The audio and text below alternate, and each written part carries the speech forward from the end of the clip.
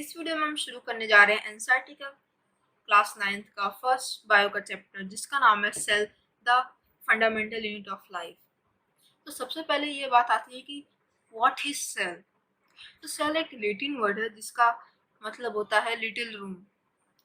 तो सेल को हम फंडामेंटल यूनिट ऑफ लाइफ इसलिए कहते हैं क्योंकि वो ऐसी सारी जरूरी चीज़ें फंक्शन परफॉर्म करता है जो हमारे रहने यानी जीने के लिए जरूरी होती है। तो अब ये बात आती है कि सेल को डिस्कवर किसने करा, सेल को पहली बार देखा किसने। तो पहली बार सेल को देखा था the famous scientist Robert Hooke. एक बार रॉबर्ट हुक एक स्लाइस ऑफ बार्क को अपने सेल्फ डिजाइन माइक्रोस्कोप में ऑब्जर्व कर रहे थे तो उन्हें देखा कि उसमें हनीकॉम्ब लाइक स्ट्रक्चर मिला जिसमें छोटे छोटे रूम्स थे। तो उन्हें उसको कॉइन करा सेल। तो सेल का मतलब तो हम जानते हैं, हमने स्टार्टिंग में बता दिया था। सेल एक लैटिन वर्ड है जिसका मतलब होता है लिटिल रूम। तो नोट करिए कि सेल इतना छोटा होता है कि हमारे नेक्ड आईज से नहीं दिख सकता। उसको देखने के लिए हमें माइक्रोस्कोप की जरूरत पड़ती है। तो बात आती है कि माइक्रोस्कोप क्या है। माइक्रोस्कोप एक इंस्ट्रूमेंट है जो छोटी से छोटी चीज को एनलार्ज करके हमें दिखा सकता है। तो जैसे सेल को देख सकते हैं हम, माइक्रो ऑर्गेनिजम्स को देख सकते हैं और भी सारी चीजें देख सकते हैं जो बहुत छोटी छोटी होती हैं। तो बात आती है सेल थ्योरी की। तो सेल थ्योरी में मेनली 3 है, यानी सारे लिविंग ऑर्गेनिज्म सेल के बने हुए हैं। दूसरा, नया सेल अराइज होता है अपने प्री एग्जिस्टिंग सेल से। तीसरा, सेल एक basic structural and functional unit of life है। तो ये तीनों जो पॉइंट हमने बताए वो आपको नोट कर लेनी है क्योंकि ये ज़्यादातर एग्जाम में पूछा जाता है और उसमें बच्चे भी बहुत गलती करते हैं। हम जानते हैं कि टॉपर लोग गलती नहीं करते, पर जिन मीडियम होते वो गलती कर देते हैं। हमने cell theory, discovery of cell पढ़ लिया, पर हमने ये नहीं पढ़ा अभी तक कि कितने टाइप्स के सेल होते हैं। तो चलिए ये पढ़ते हैं। तो सेल मेनली 2 टाइप्स के होते हैं, प्रोकैरियोटिक और यूकैरियोटिक। मेनली प्रोकैरियोटिक में न्यूक्लियस के आजू बाजू न्यूक्लियर मेम्ब्रेन पाया जाता है, यूकैरियोटिक में नहीं। प्रोकैरियोटिक छोटे होते हैं, यूकैरियोटिक बड़े होते हैं।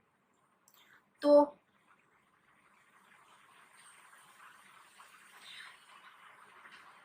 प्रोकैरियोटिक सेल्स इनकम्प्लीट होते हैं, यूकैरियोटिक सेल्स कंप्लीट और एडवांस होते हैं। प्रोकैरियोटिक सेल्स में जो ऑर्गेनेल्स होते हैं उनमें मेम्ब्रेन बॉन्ड एब्सेंट होता है, पर यूकैरियोटिक में प्रेजेंट होता है।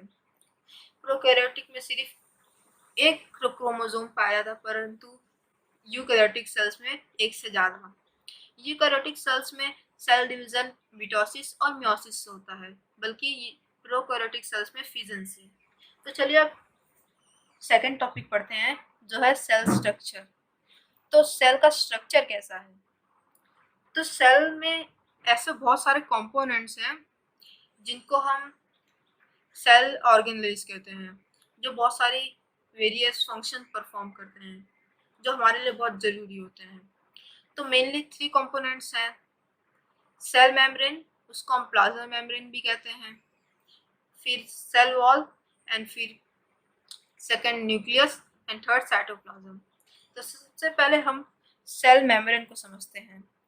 सेल मेम्ब्रेन सेल का आउटर कवरिंग होता है जो एकदम थीन होता है, इलास्टिक होता है और उसे सिलेक्टिव प्रीएम्बल मेम्ब्रेन भी कहते हैं। वो प्रोटीन और लिपिड से बना होता है। इसका मेन फंक्शन है कि यूजफुल सब्सटेंस को अलाउ करना अंदर आने का और वेस्ट प्रोडक्ट्स को बाहर डालने का। तो सेल्स में एक्सचेंज ऑफ लिक्विड सब्सटेंस कैसा होता है। तो वो एक प्रोसेस से होता है जिसका नाम है ऑस्मोसिस। फिर बात आती है गैसेस का कैसे एक्सचेंज होता है, क्योंकि सेल ऑक्सीजन भी लेता है एनर्जी बनाने के लिए। तो कार्बन डाइऑक्साइड प्रोड्यूस होता है, तो कार्बन डाइऑक्साइड के मॉलिक्यूल्स को कैसे बाहर निकलता है सेल। तो इस कार्बन डाइऑक्साइड या गैस मॉलिक्यूल्स को बाहर निकालने के लिए डिफ्यूजन प्रोसेस का यूज करता है। तो चलिए समझते हैं ऑस्मोसिस क्या है और डिफ्यूजन क्या है। तो ऑस्मोसिस में मेनली यही होता है कि लिक्विड सब्सटेंस हाई कंसंट्रेशन से लो कंसंट्रेशन में जाते हैं, इसे ऑस्मोसिस कहते हैं। तो डिफ्यूजन में भी यही होता है कि गैसेस के पार्टिकल्स मूवमेंट करते रहते हैं, तो वो हाई कंसंट्रेशन से लो कंसंट्रेशन एरिया में जाते हैं, उसे कहते हैं डिफ्यूजन। तो बहुत बहुत सारे टाइप्स के सॉल्यूशन होते हैं जिससे सेल आइदर इंक्रीज हो जाता है साइज में और डिक्रीज हो जाता है साइज में। तो चलिए देखते हैं सेल्स कितने टाइप्स के सॉल्यूशन होते हैं। तो पहला आता है हाइपोटोनिक सॉल्यूशन, जिसमें एनवायरनमेंट सराउंडिंग में ज़्यादा वाटर होता है और सेल के अंदर कम वाटर होता है। तो इस केस में वाटर सेल के अंदर आएगा। फिर सेकंड आता है आइसोटोनिक सॉल्यूशन, इसमें बाहर और अंदर सेल के दोनों में बराबर पानी होता है। तो इसमें क्या होता है कि सेल का जो साइज है वो ना इंक्रीज होता है ना डिक्रीज होता है, पर हाइपोटोनिक में सेल का साइज। ये हाइपोटोनिक सॉल्यूशन की, तो हाइपोटोनिक सॉल्यूशन में बाहर कम पानी होता है और सेल के अंदर ज़्यादा पानी होता है। इस केस में सेल के अंदर का पानी बाहर चला जाता है तो सेल का साइज श्रिंक हो जाता है, यानी डिक्रीज इन साइज। तो अगला टॉपिक होता है सेल वॉल। तो सेल वॉल प्लांट सेल में पाए जाते हैं और वो सेल्यूलोज से बने होते हैं। तो चलिए फंक्शन समझते हैं सेल वॉल का क्या होता है। तो वो पेड़ यानी प्लांट्स को प्रॉपर शेप देता है और मैकेनिकल स्ट्रेंथ देता है और प्रोटेक्ट भी करता है कीड़ों मकोड़ों से। तो चलिए अब अगले टॉपिक पे जाते हैं, जो है न्यूक्लियस। ये जनरली सेंटर ऑफ सेल के सेंटर में पाया जाता है। ये सारे सेल में पाया जाता है सिर्फ आरबीसी को छोड़कर। वो प्रोटेक्ट होता है दो लेयरों से, जिनको कहा जाता है न्यूक्लियर मेम्ब्रेन।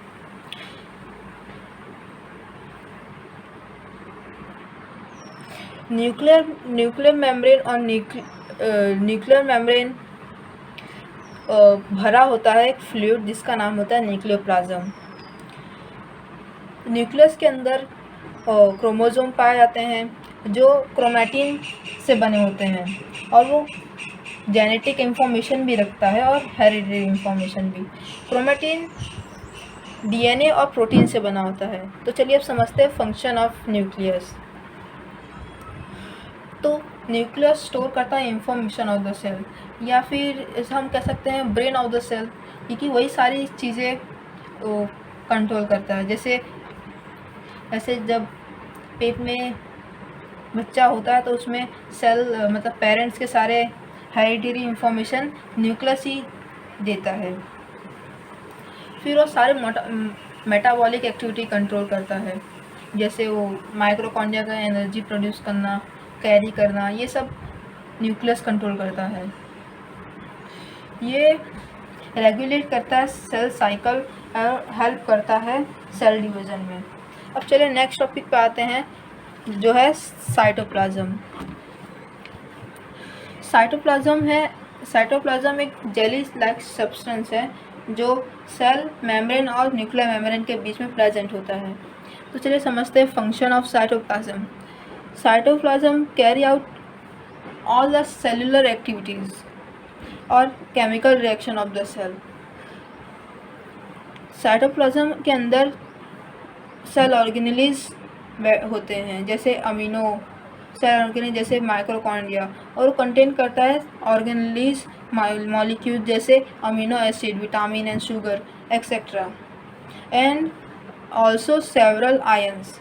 तो इसके आगे का हम टॉपिक समझेंगे अगले वीडियो में। तब तक के लिए जय हिंद, जय भारत। हाँ, और सब्सक्राइब करना ना भूलिएगा और शेयर लाइक भी।